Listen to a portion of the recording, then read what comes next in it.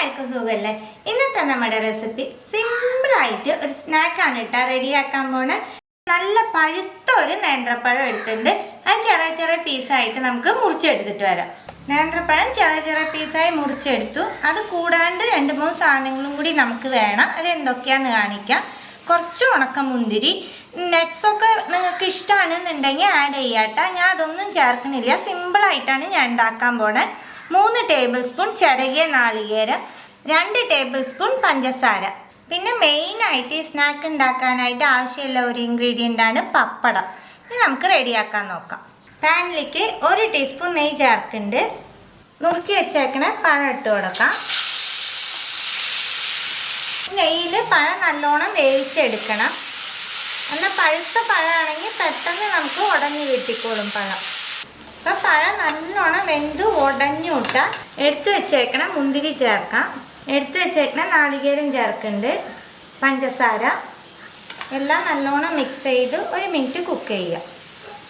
പഞ്ചസാര ഇടുമ്പോൾ ഈ മിക്സ് ഒന്ന് ലൂസാവും. അപ്പം നമുക്കതൊന്ന് തിക്കാക്കി എടുക്കണം. പഞ്ചസാരയ്ക്ക് പകരം ശർക്കര വേണമെങ്കിൽ യൂസ് ചെയ്യാം കേട്ടോ. 1/4 ടീസ്പൂൺ ഏലക്കപ്പൊടി ചേർക്കാം. ഇനി എല്ലാം മിക്സ് ചെയ്യുക. ഇതിൽ നമ്മൾ എന്ത് മധുരമുള്ള ഡിഷ് ഉണ്ടാക്കുമ്പോഴും 1 നുള്ളു ഉപ്പ് ചേർക്കണം.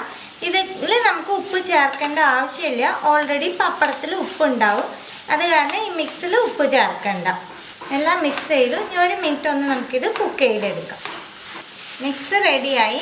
ഫ്ലെയിം ഓഫാക്കിയിട്ട് ഈ മിക്സ് ഒന്ന് തണുക്കാനായിട്ട് മാറ്റി വയ്ക്കാം. ഫില്ലിങ് നല്ലോണം തണുത്തുണ്ട്. ഫില്ലിങ് നല്ലോണം തണുത്തുണ്ടാവണം നമ്മൾ ഈ സ്റ്റെപ്പ് ചെയ്യുമ്പോൾ. ഞാൻ കുറച്ച് പപ്പടം എടുത്തിട്ടുണ്ട്. 1 പപ്പടം എടുക്കുക. നമ്മൾ റെഡിയാക്കി വെച്ചേക്കണ ഫില്ലിങ്ങിൽ നിന്ന് കുറച്ചെടുക്കാം. പപ്പടത്തിൻ്റെ നടുക്ക് വെച്ച് കൊടുക്കുക. ഇനി നമുക്ക് ഈ പപ്പടത്തിൻ്റെ വക്കിലൊക്കെ കുറച്ച് വെള്ളം തേച്ച് കൊടുക്കാം. ഒട്ടാൻ വേണ്ടിയിട്ടാണ്. നമുക്ക് ഈ അറ്റം കൂടി നല്ലോണം പ്രസ് ചെയ്ത് കൊടുക്കുക.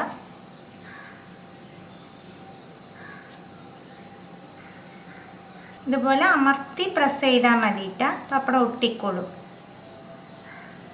അപ്പോൾ എല്ലാ ഭാഗവും ഒട്ടി ഇതുപോലെ വെള്ളം വെച്ച് ഒട്ടിച്ചാൽ മതി. ഇനി നമുക്ക് ഇതുപോലെ ഫില്ലിങ് മുഴുവൻ തീരുന്നവരെ റെഡിയാക്കി എടുക്കാം. എല്ലാം റെഡിയാക്കി എടുത്തു. നമ്മൾ 1 പഴത്തിലാണ് ഫില്ലിങ് റെഡിയാക്കിയത്. ആ 1 പഴത്തിൻ്റെ ഫില്ലിങ്ങിന് 6 എണ്ണമാണ് കേട്ടോ നമുക്ക് കിട്ടണത്. സിമ്പിളായിട്ട് 5 മിനിറ്റിൽ തന്നെ നമുക്ക് റെഡിയാക്കാൻ പറ്റും. വീട്ടിലുള്ള 2-3 ചേരുവ വെച്ച്. ഇനി നമുക്കിതൊന്ന് ഫ്രൈ ചെയ്തെടുക്കാം.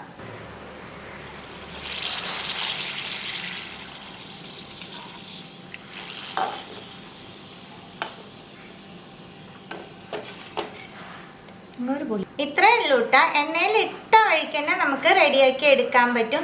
കുറേ സമയം കുക്ക് ചെയ്യേണ്ട ആവശ്യമൊന്നുമില്ല. എങ്ങനെയാണോ പപ്പടം കാച്ചിന് അതേ രീതിയിൽ ഇതുപോലെ നമുക്ക് എല്ലാം റെഡിയാക്കി എടുക്കാം. എല്ലാം ഫ്രൈ ചെയ്തെടുത്ത് നമ്മൾ സിമ്പിളായിട്ട് റെഡിയാക്കാൻ പറ്റണത് എല്ലാവർക്കും ഇഷ്ടമാവും കേട്ടോ.